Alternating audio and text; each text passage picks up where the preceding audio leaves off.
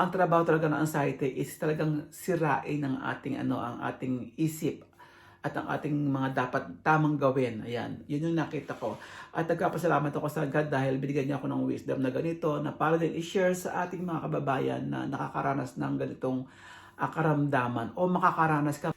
Yes, hello mga kamema! Welcome back to my YouTube channel. Ayan, medyo matagal tayong nawala at nagpahinga sa paggawa ng ating content. Pero ngayon tayo ay na-inspired muli na bumalik dahil maraming revealing sa atin ng spirit na parang kailangan natin mag-share din ng ating mga nakaranasan. Ayan. Ang pag-uusapan natin ngayon ay ang tungkol sa anxiety. Ano ba talaga ang anxiety? Alam niyo noon, ang anxiety, narinig ko lang na kinakatakutan ng iba, na palagi sabi ng mga doktor na ito ay isang sakit, pero wala akong idea hanggang sa dumating yung pagkakataon na nagkaroon ako nito at hindi ko alam na ito na pala yung anxiety. Yung anxiety, yun yung tinatawag na pagkatakot sa mga bagay-bagay, lalo sa pagkakasakit, natatakot ang isang tao para sa sakit niya o sa maaaring mangyari sa buhay niya. Yan, yung anxiety, yung kinakatakutan na kumbaga nagsisimula yon sa emotion, nagagaling sa emotion, yung mga nararamdaman. Ayan, kung ano ba magiging resulta nito, kung gagawin ko yung ganyan, kung magkakaroon ako ng ganitong sakit o whatsoever. So, yung pala yung anxiety na tinatawag, yung pagkatakot sa mga bagay-bagay na pwede nating maranasan, lalo na nga sa sakit.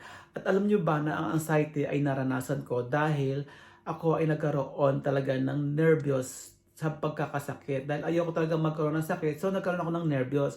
So doon na pala pumapasok yung anxiety. So kaya ko to sinishare para makapagbigay din ako ng inspirasyon o ng advice doon sa mga tao na nakakaranas nito na ang anxiety pala, it's all about mind talaga. Kumbaga, ito ay nangyayari dahil sa pag-iisip din natin. Kung talagang papapasok natin sa isip natin, papasok ito sa puso natin at magdadala ito ng takot. Dahil ang anxiety ay isang karamdaman na dinidikta ng isip na pumapasok sa puso. Ayan. At noon, natatandaan ko na buong anxiety sa akin dahil meron akong nervyos. So sa nervous ko niyon, doon ko lagi pinapakaramdaman na ano ba ang pwedeng mangyari sa katawan ko. O ano ba pwedeng mangyari sa akin pag ako ay nagkasakit. Lalo na nasa bansa ako ng Finland, malayo ako sa pamilya ko. So doon na naglaro sa isip ko yung mga bagay na yon. So doon na pumasok yung anxiety.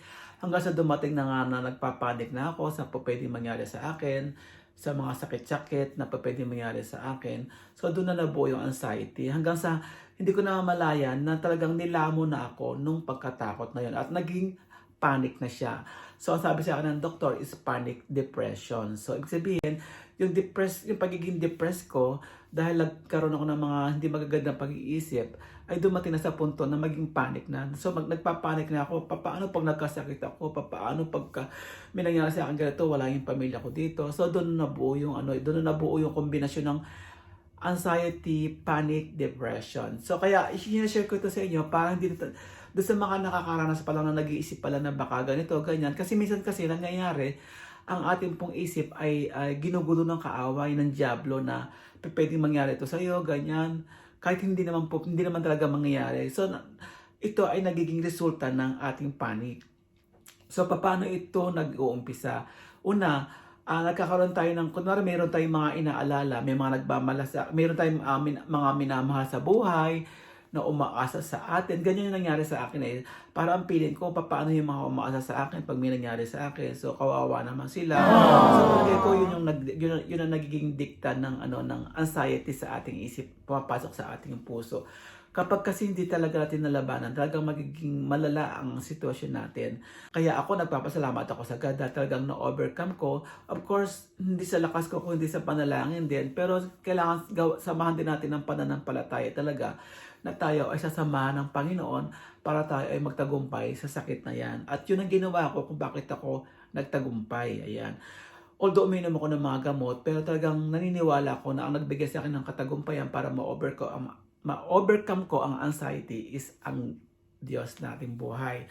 So kaya nagpapasalamat ako talagang ngayon I must say na talagang wala akong wala na akong mga anxiety, wala na akong depression or whatsoever. Talagang I really overcome because of God's help. Ayan, napakalaki talaga ng tulong ng meron tayong Diyos na sinasampalatayanan, meron tayong Diyos na pinapanalanginan, meron tayong Diyos na handang makinig, meron tayong Diyos na talagang tinatawag nating kasangga at ating great healer. Ayan, siya, iisa lang yan, walang makakahigit sa kanya. He's a Lord of Lord, King of King, doctors of all doctors, at healer of great healer. Siya ang talagang napaka number one natin doktor. Ako palagi ko yung kiniklaim na talagang siya yung nagpagaling sa akin. Kasi kung di naman talaga sa faith, syempre, at sa pananampalataya ko sa kanya, hindi ko talaga ma-overcome. Dahil talagang, parang ang ano ko, ang naging ano ko kasi noon, ang naging hugutan ko noon anak ako ng Diyos, bakit ako matatakot?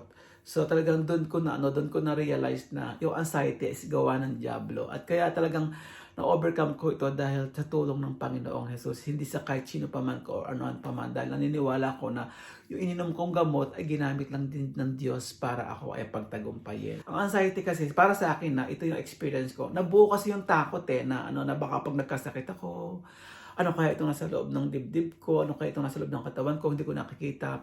Paano pa yung may nangyari sa akin? Yung number one na talagang naging thinking ko, paano pag may nangyari sa akin, malayo ako, yung pamilya ko wala dito, tapos kung may mangyari sa akin, paano sila.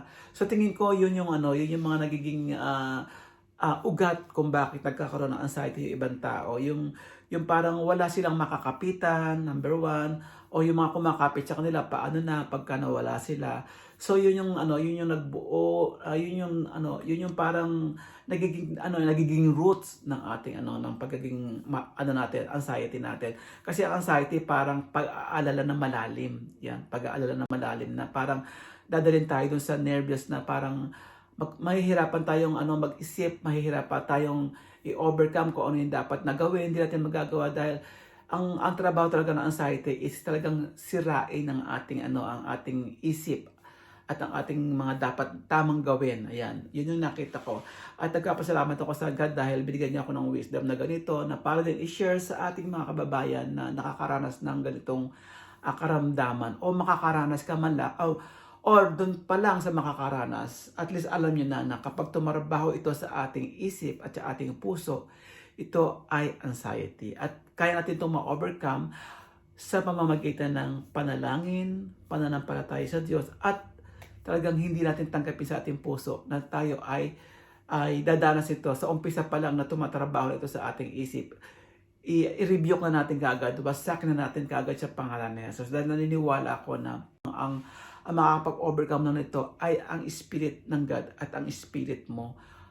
Talagang kailangan ibigay mo sa Diyos ang tunay na pananampalataya at ibigay mo sa kanyang kamay ang lahat-lahat dahil siya ang makakagawa. Hindi kahit sino man o hindi tayo sa ating sarili lang, kundi talagang ang Panginoon. At samahan talaga ng pananampalataya at panalangin palagi dahil naniniwala ko na mas malaki at mas malakas ang Panginoon o ang magagawa ng Panginoon sa ating buhay kaysa sa dikta ng kaaway. Yan lamang po ang ating gustong i-share sa inyo, ang pinagmulan at paano ba natin malalaman na tayo ay dadanas nito at paano ba natin ito ma-overcome at ano ba ang mga dahilan nito. So yan para sa akin, yan yung nakita ko na dahilan kung bakit nabuo yung anxiety na tinatawag sa akin. Ayan, share ko lang ang aking experience at syempre gusto kong ma-share ito dahil gusto kong makatulong at gusto kong mabigyan ng advice yung mga daranas pa lang, maagapan na kaagad o yung dumadanas pa lang ng bago pa lang ito, maagapan kaagad dahil naniniwala ko na hindi kailanman nilikha ng Diyos ang tao para maghirap o mahirapan. Dahil tayo ay kanyang mga anak at naniniwala ako na ang karamdaman ay hindi galing sa kanya at ito ay galing sa kaaway. Hanggang sa muli, nawa ay makapagbigay ako ng tamang advice at nawa ay napulutan nyo ito ng konting aral at ma-share natin sa iba. So yan, hanggang sa muli.